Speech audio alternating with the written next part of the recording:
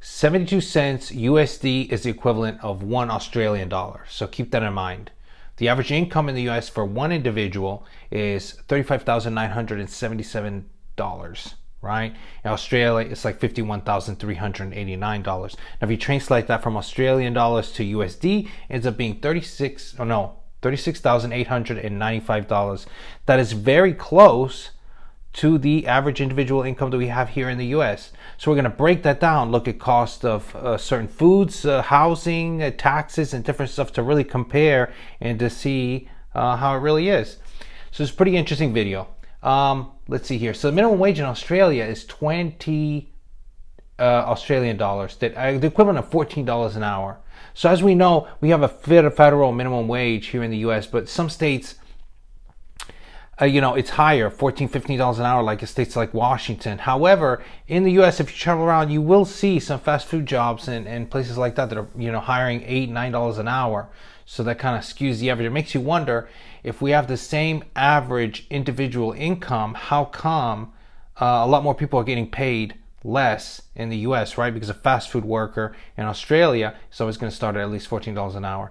I have a theory. If I had to guess, I would say it's the higher numbers skew the averages, right? More people have a higher income maybe here in the US, so more income inequality. But anyway, that's for another video, right? So let's see, let's look at a gallon of milk, right? Gallon of milk in the US is $3.70 on average.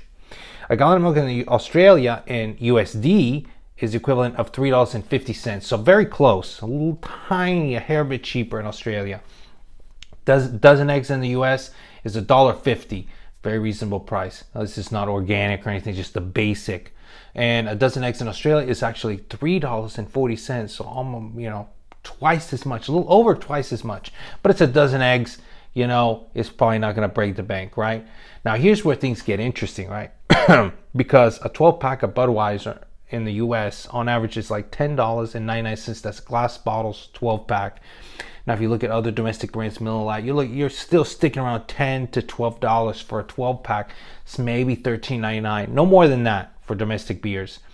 In Australia, the 12-pack of a most popular beer in Australia, domestic, is Carlton Drought. And that's actually the equivalent of $45 USD. You're like, what? That's 5 times more. Now, I know you might be thinking, well, maybe that's like a premium domestic, but it's not, because the cheapest beer, really one of the cheapest in Australia, would be Beck's, and that still ends up being $29 USD. So kind of, I don't know if I can manage over there. Well, I'm not really a big beer drinker. I used to be, but still, those prices are astronomical. And you're thinking, what about liquor? What about a Don Julio here in the US? Around $49. In Australia, it's about $70, $80 per bottle. Yeah, that is because we import it from Mexico. Maybe it's further. But also other liquors are comparatively expensive. I think it's the taxes that the Australian government levies against alcohol, right? So you're thinking, what about tobacco? You guessed it. Alcohol and tobacco extremely more expensive in Australia. Cigarettes have been going up. People complain about cigarettes. Even when I was young and I smoked, I was complaining about cigarettes all the time. They went up from $6, $7 all the way up. Now it costs $8, $9 for a pack of cigarettes. Some places 10, depending on the state you live in. Or New York City, probably more than that. But on average, that's where it is, around, let's just say $10 for a pack of cigarettes, right? In Australia, average cigarettes are $20 to $30 USD. So 3 times as expensive. I've read articles, Australia is one of the most expensive places in the world to be a smoker. So, and that's very strange. I don't know. It is what it is. I guess they're trying to get people not to drink and smoke. I wonder if it's working.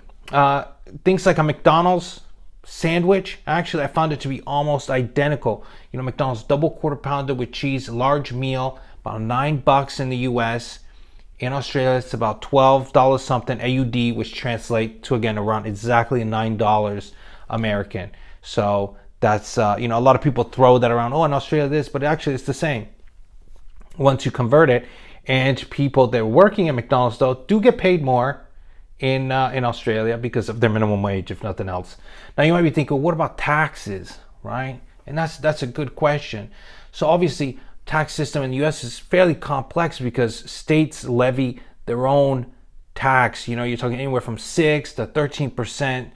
and you have townships, counties sometimes that are charging extra tax, it becomes a real nightmare. But for simplicity, let's just say you live in Texas, Nevada, Wyoming, Tennessee, New Hampshire, one of these that has no state income tax. Think Florida, right? Did I mention Florida? Maybe I didn't. And so you're just going to pay the regular taxes. Now, for simplicity, let's go back to that figure that we had, right? Around $39,000 for an average individual income. Now, I know what you guys thinking, you can't really live off that, but these are the figures, okay? How much tax are you going to pay on that for one person making 39 grand? Well, in the United States, you get a 15% tax rate. Boom. That's the Medicare, everything. Doesn't include state. So if you're in a state, you're going to get hit with state income tax, but it's pretty low, 15%. In Australia, however, they, on that same income, which if you remember, translates to almost the same, it's 39,000 something in USD, ends up being 32.5% tax rate. I used an Australian tax calculator. So it's actually twice as much taxes on a relatively low income, right? But you think, well, what do you get with that? It doesn't cover healthcare. So it doesn't cover healthcare in the US. It doesn't cover healthcare in Australia. It's actually been a lot of debate. They do have a somewhat hybrid healthcare system. So you're never going to get, denied service or everything. But Australians do pay extra for healthcare, and it does end up being quite expensive in some cases. I've seen some complaints and some news articles about it. So the grass is not always greener on the other side. So pretty interesting stats if you're thinking, well, what about, rent and stuff? Well, on average, it's 23% more expensive in Australia than in the United States. They kind of have a particular situation there because it's kind of like one big Nevada, right? Because it's very dry and deserty in central Australia. So the majority of people live on the coasts, which instead in the United States, people are kind of spread out everywhere, a little more densely populated on the East Coast than on the West Coast, but nonetheless, we're all over the place. So, fairly interesting.